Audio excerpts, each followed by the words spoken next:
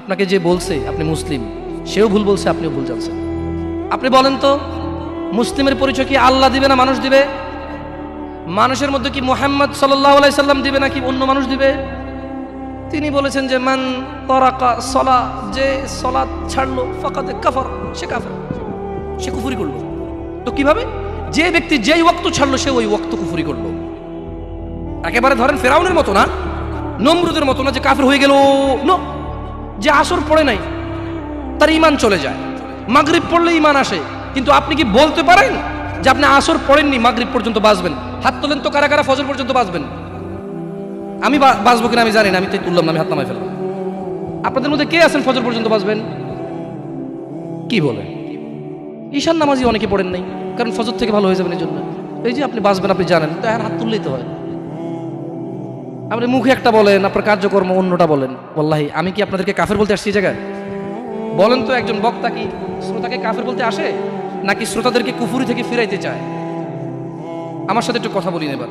তাহলে আপনারা ভাবিন না যে আমি আপনাদেরকে কাফের আর মুশরিক বলার জন্য আসছি।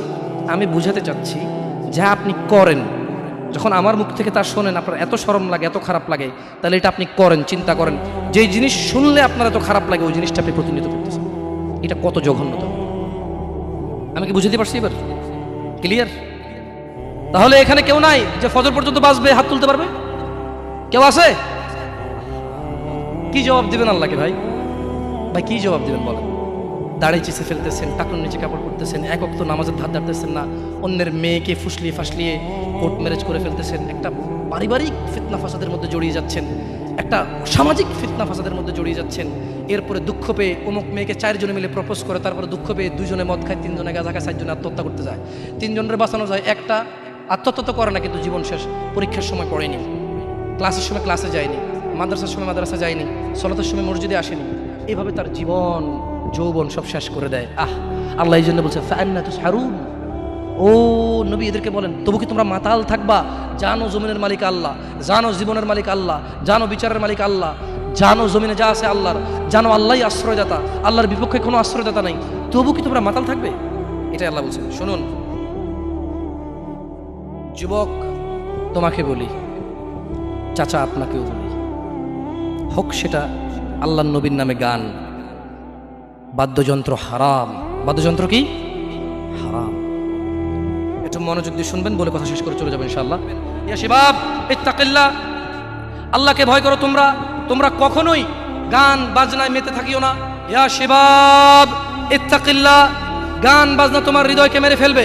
চাচা, যতই আল্লাহর নবীর নামে গান হোক, যতই কোনো বাবার নামে গান হোক, যেই গানে বাদ্যযন্ত্র আছে, মনে রাখবেন ওই গান আপনার হৃদয়কে হত্যা করতে আসছে, ওই গান আপনাকে, ওই মিউজিক বাদ্যযন্ত্র আপনাকে জাহান্নামে নিতে আসছে।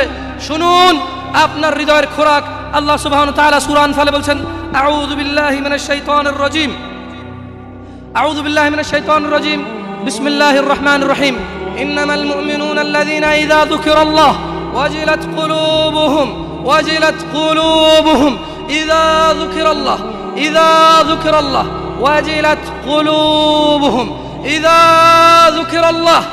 নিশ্চয় যারা আল্লাহর প্রতি ঈমান এনেছে, ইযা যুকিরাল্লাহ, তাদের সামনে যখন আল্লাহর নাম নেওয়া হয়, ওয়াজিলাত কুলুবুহুম, তাদের হৃদয় শান্তি খুঁজে পায়। ওয়াইযা তুলিয়াত আলাইহিম আয়াতুহু যাদাতহুম ঈমানা ওয়া আলা রাব্বিহিম ইয়াতাওয়াক্কালুন। আর তাদের সামনে যখন আল্লাহর কোরআনের তেলাওয়াত করা হয়, তাদের ঈমান, তাদের আল্লাহ ভীরুতা, আল্লাহর উপর ভরসা, আল্লাহর অনুগত্য, হারাম হালালের বাদ বিচার, হারাম হালালের পার্থক্য তাদের বেড়ে যায়। কি শুনলে? কি শুনলে? কোরআন। আর যদি বাদ্যযন্ত্রের সাথে আপনারা একাকার হয়ে যান, আল্লাহ সুবহানাহু ওয়া তাআলা বলছে ভূগর্ভে মাটির নিচে বিলীন করে দেবে, চেহারা করে দেবে শুকর বানরের চাইতেও খারাপ। কারা কারা আছেন আজকে থেকে মিউজিক বন্ধ করে